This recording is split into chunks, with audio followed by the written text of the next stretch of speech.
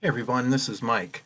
Sorry to bother you. Wanted to take a few minutes to give you an update about what's happening with this course.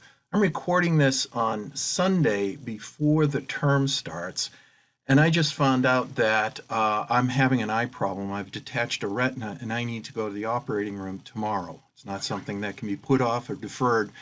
So I, in advance, will ask for your patience and understanding. But here's the deal. Here's the main message I want to send to you, is that I've had eye surgery before. I know how this goes. So for the first couple of days, I'm not going to feel like talking to anyone. But starting about this coming Wednesday, I am happy to take any phone calls about questions that you have.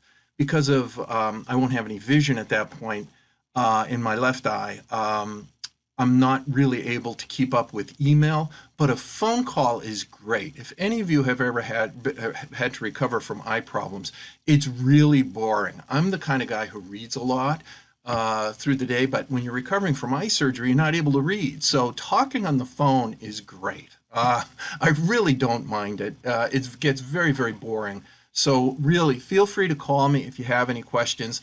I'm looking at being out for about a week. And at that point, I hope to just resume a normal schedule.